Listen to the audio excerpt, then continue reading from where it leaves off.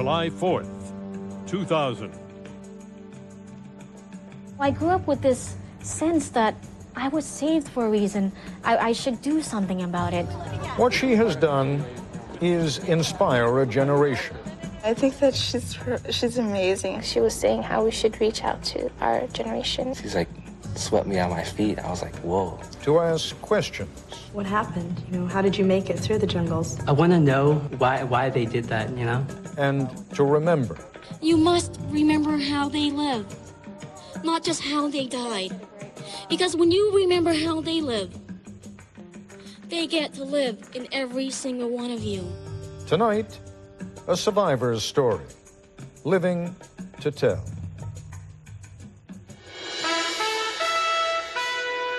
From ABC News, this is Nightline. Reporting from Washington, Ted Koppel. The emphasis on this most American of all American holidays tends to be on the independence gained rather than on the sacrifices that were made. The 4th is a celebration of freedom without dwelling too much on the price that was paid. But most American children are at least aware of their own history. They realize that even though it happened 2¼ centuries ago, the price of freedom was a bloody war that had to be fought and won. There are in this country today tens of thousands of young Cambodian-Americans with only the vaguest notion of what their parents and grandparents, aunts and uncles had to suffer during a much more recent war. In the early and mid-1970s, the Cambodian communists, the Khmer Rouge, unleashed a campaign of such violence and brutality that those who survived it have found it almost impossible to talk about it, which has led to a bitter paradox. Many of these young Cambodian-Americans know more about what happened 224 years ago in their adopted country than of what happened 25 years ago in the country of their birth. It has fallen to one of the younger survivors, a young woman by the name of Luang Ung, to act as a bridge between generations and cultures. Cambodia was a prison. We didn't have walls, but it was a prison. We were compelled. We were so compelled, we felt inspired to do something. 1.52 million Cambodians were killed, of a population of 7 million Cambodians. She really provided us with that confidence that we probably wouldn't have had in ourselves. It's never been a forgotten war for me. It's never been a sideshow war. She ignited a fire in us, and then she started a chain reaction. I think we're going to pass out the candles to the audience. Cambodian-American students at the University of Washington are preparing a candlelight vigil. We're going to put it all the way down there. To make sure the world doesn't forget that 25 years ago, the Khmer Rouge took over Cambodia and slaughtered up to 2 million people. Every one of these young people has been affected by that reign of terror and has lost a parent, grandparent, sister, or brother.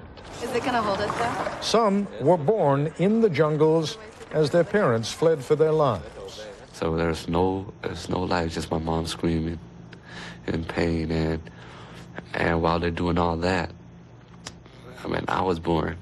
Others were born in squalid refugee camps. My mom was pregnant with me all the way on her escape to the Thai border. Most people from our generation do not know much about what happened during Pol Pot's years, and plus our parents aren't open to talk about it. It's so painful to them that they don't even think about it. And I always want to know about it. And she doesn't like it because she's away from there now, you know, and I guess she wants me to move on.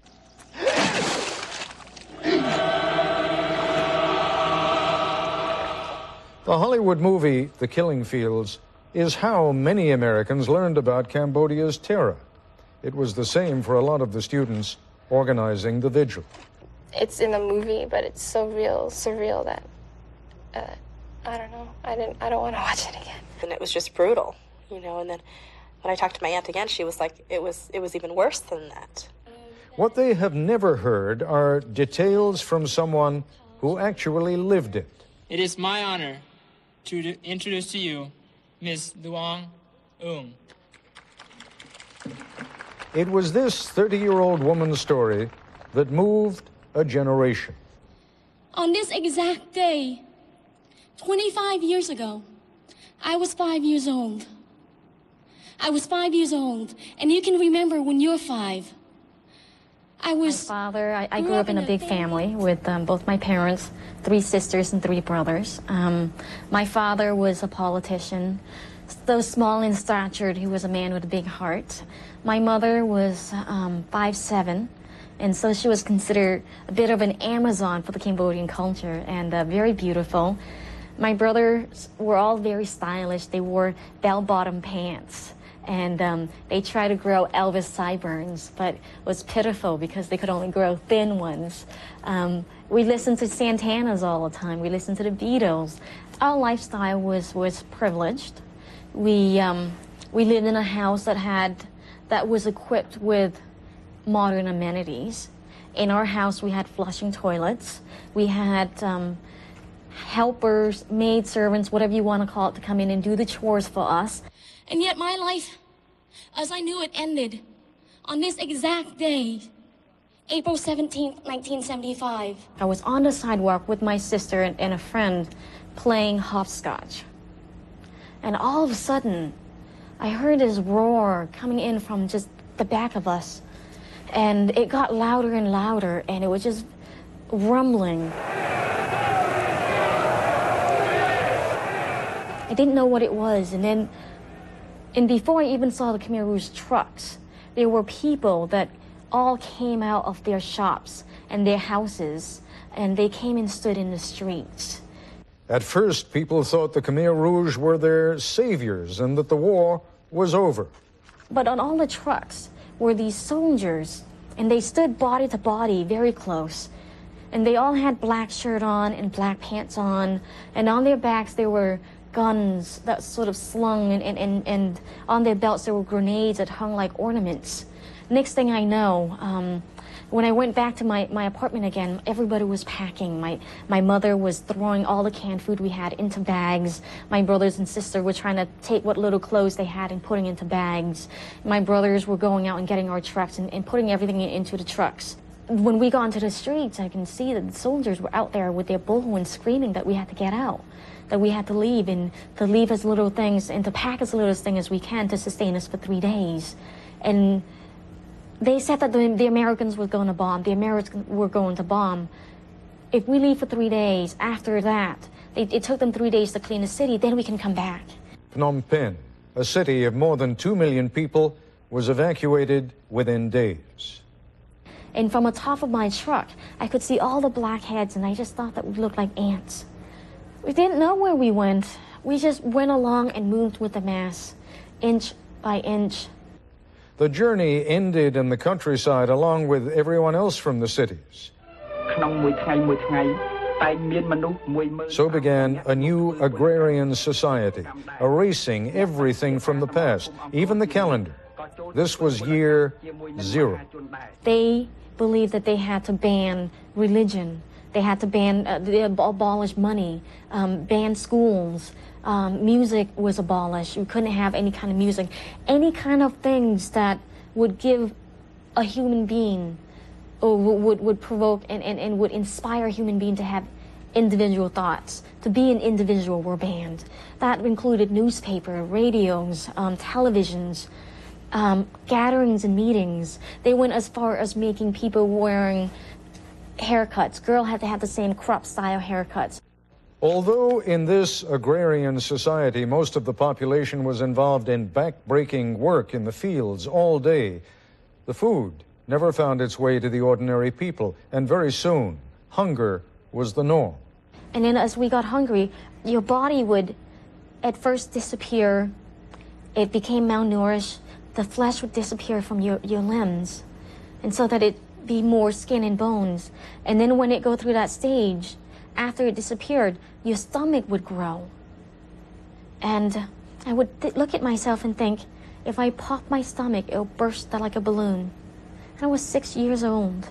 We would work, and when my father come back at home, it would be so late, and he would be so tired, and his body was so emaciated that even when I could get close to his body, it wasn't my father's body anymore.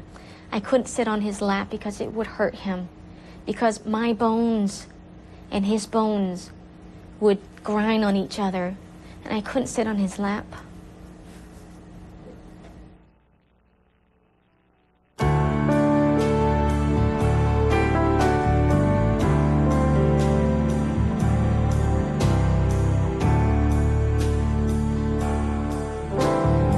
This is ABC News Nightline, brought to you by MasterCard.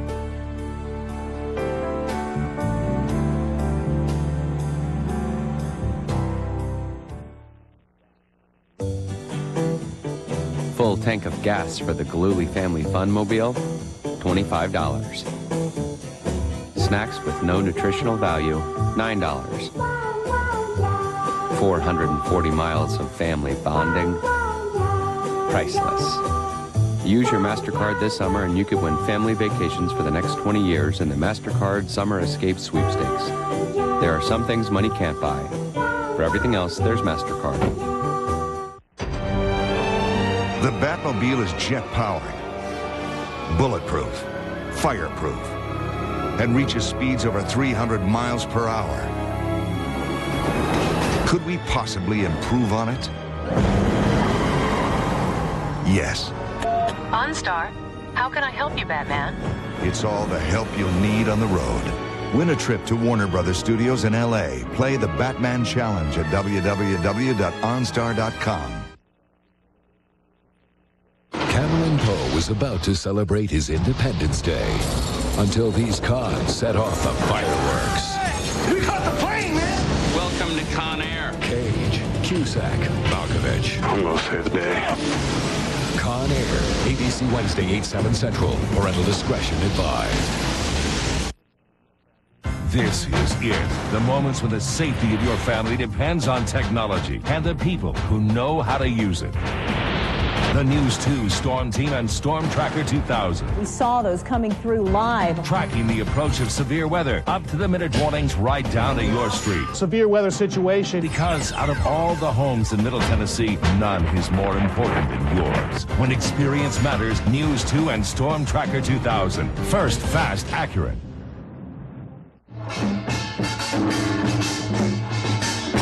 Welcome to Celebration of Culture. It's all good.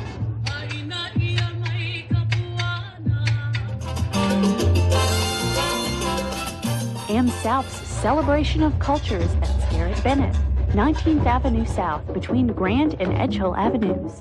Saturday, July 8th, 10 a.m. through 7 p.m. Something for everyone from everywhere. We love you. Thank you for coming.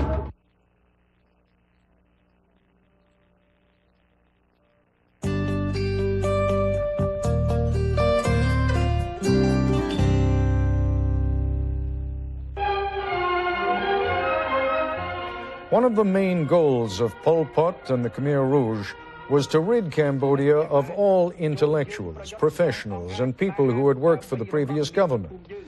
That, of course, included Luang Ung's father.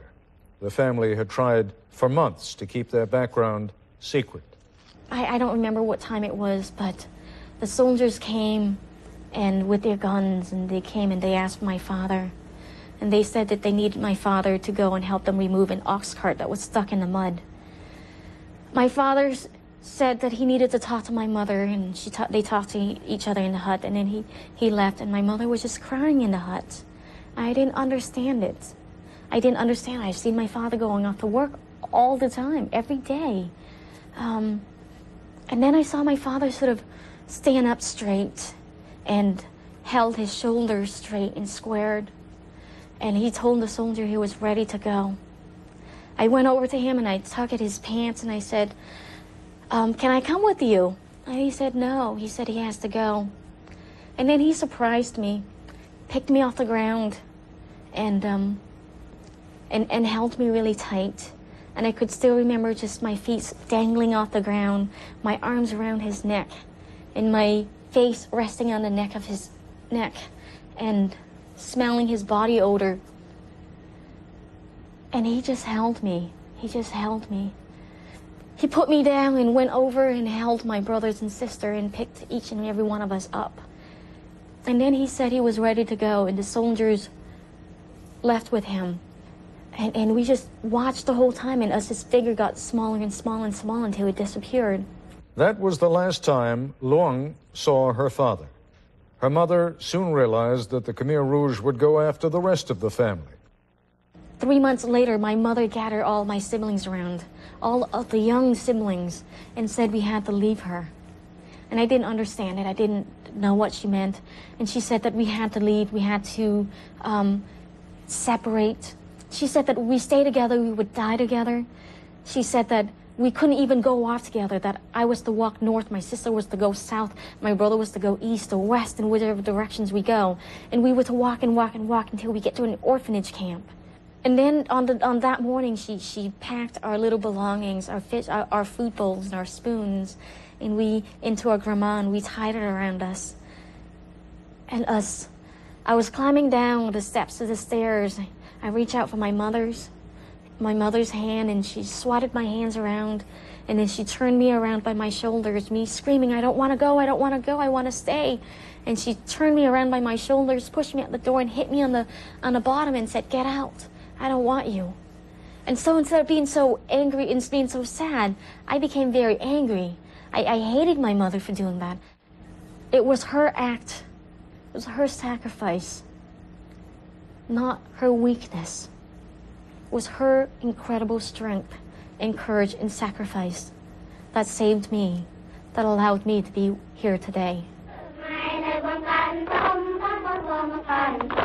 At the orphanage camp, Luong was soon singled out for her feistiness and strength, and she was transferred to a camp for child soldiers training to fight the Vietnamese, who were engaged in continuous skirmishes with the Cambodians. Instead of working in the field every day, which we still did, we would have half a day of being trained physically with arms and guns and knives and how to protect ourselves. And they're gonna be half my body's height and a third of my body's weight, and I'm taught to shoot it. A sickle, a hoe, a knife, an axe, a hammer, sticks. And we were taught to look at everything else around us and to see them as weapons, so that when the Vietnamese soldiers or other enemies come in and try to hurt us, we would be able to defend ourselves. It never came to that, not at least for Luong Ung. The Vietnamese army had completely overrun Cambodia by 1979, and during the chaos of the invasion, a 9-year-old girl on the run did not attract a great deal of attention. How she made it across heavily mined territory, across the border into Thailand, to a refugee camp, is a story for another day. Luong had lost her father, her mother, her older sister, and her baby sister. They were all dead. She miraculously was alive, and within a year, she would come here, to America. C'est une infamie. C'est fantastique. C'est horrible.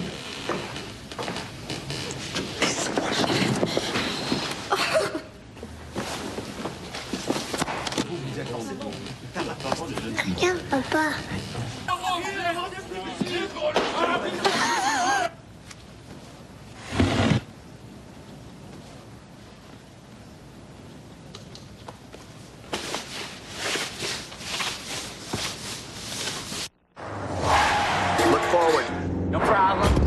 That a little close. Sorry. Trash can, trash can. This year, Easy. over 4 million learner's permits will be issued. So you'll be glad to know the Lexus ES300 has received the highest possible rating for front side impact protection. Hey, son, how'd you do? Dad, can I drive? Starting at $32,040, it's a small price to pay. See your Lexus dealer. Well? I asked my doctor about Lipitor. Ask your doctor what Lipitor can do for you, or call 1-888-LIPITOR to learn more. Lipitor. To see inside the human heart, a doctor once needed a scalpel. But with ultrasound systems from Agilent Technologies, doctors can now spot problems that once went undetected, and sometimes even fix them without surgery. To see inside the human heart, is to sometimes see relief. If you've had a heart attack, you know it can tear your family apart. Help prevent it with Ecotrin. It can help keep your blood from clotting to keep it flowing. Talk to your doctor first. Ecotrin, helping your heart beat the odds. That new boss is from another planet. Totally spaced out at that meeting. Hey, what's that on your desk? abcnews.com. Ready when you are. At the end of any given month, something strange happens to the unused minutes you buy from most wireless providers. They get thrown away. But at Bell South Mobility, things are a little different. They aren't going anywhere. They now roll over to the next month. Introducing Rollover Minutes, only from Bell South Mobility, where we feature Nokia digital phones. They're your minutes. Keep them. From the Church of Jesus Christ of Latter-day Saints.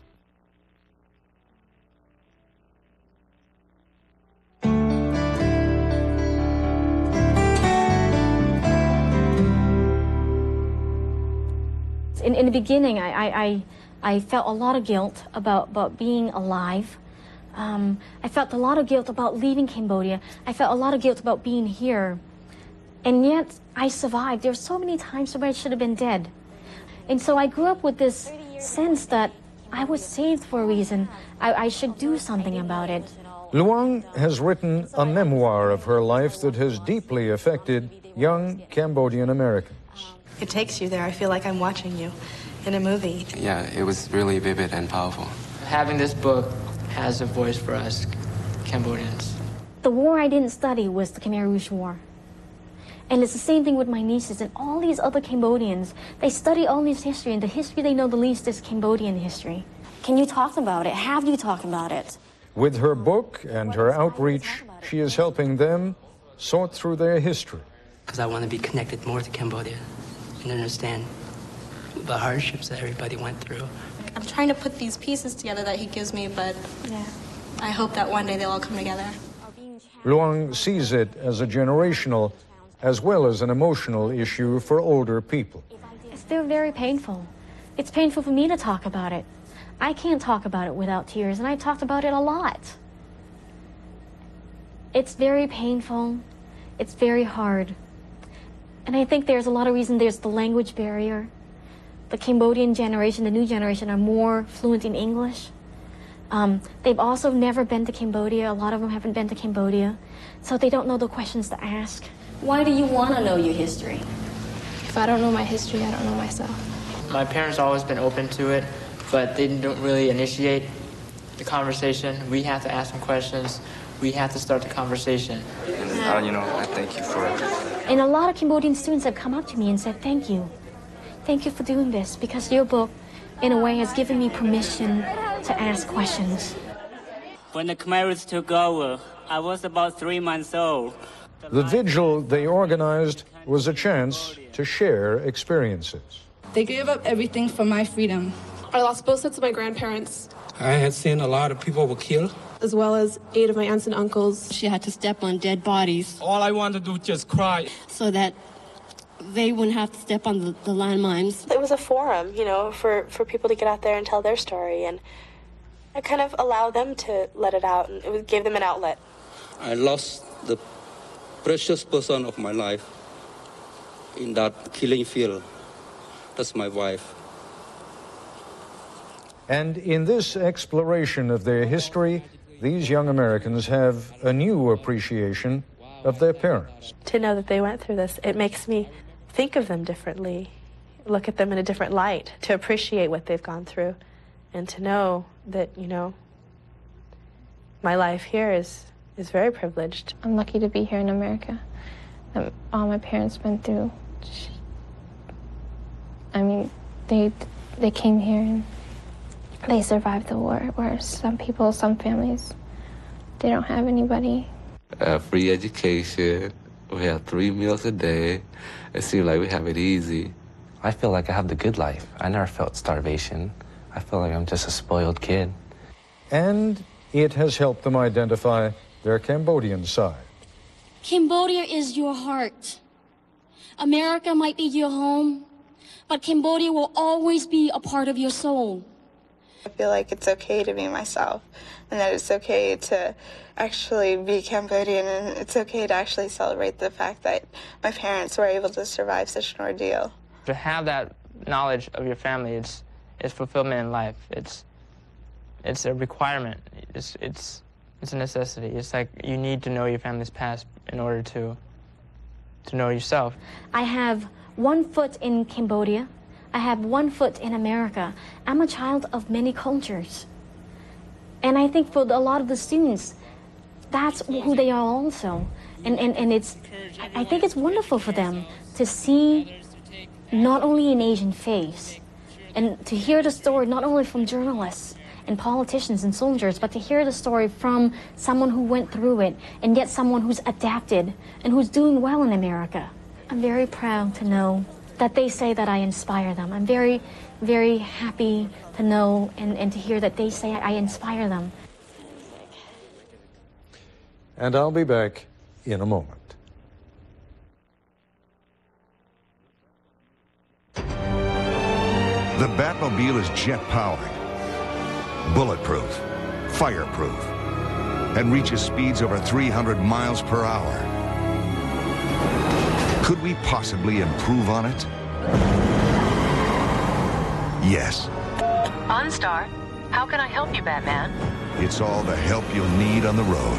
Win a trip to Warner Brothers Studios in LA. Play the Batman Challenge at www.onstar.com. Love at first sight. What's that based on? Have you ever looked at someone and said, check her out, she looks loyal? Or, whoa, look at the morals on that guy. No, love at first sight is based on something else. Sight. I see you, baby. Take it in, babe. The 2000 Mitsubishi Eclipse, nicely equipped at 17.7. You'll even love what's on the inside.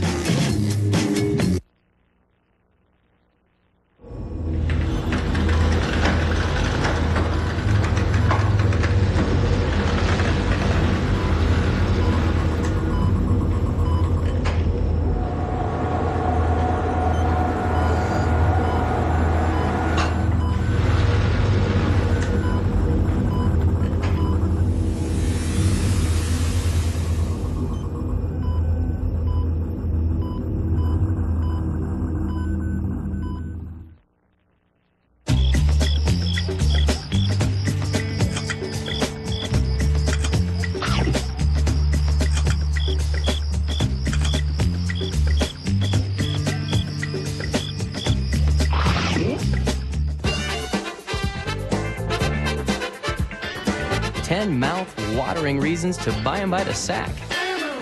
Hey, make that 11. White Castle. What you crave. You know what this means. It's push, pull, or drag time again at Rivergate Toyota. Our famous push, pull, or drag sale means we'll trade for anything you can push, pull, or drag onto our lot, even your old mule. Right now's the time. Maximum trade allowance. Even if you have credit problems, Rivergate Toyota will trade. Call us at 868-7990 and turn that old junker into money. Only at Rivergate Toyota, just south of Rivergate Mall in Nashville.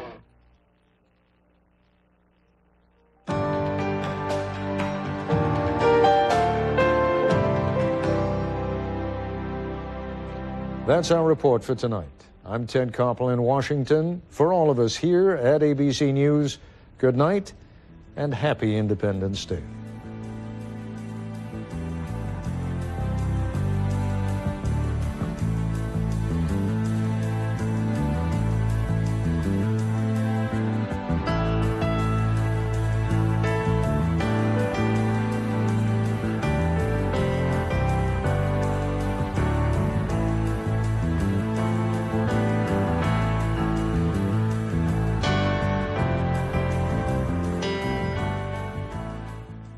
This has been a presentation of ABC News. More Americans get their news from ABC News than from any other source.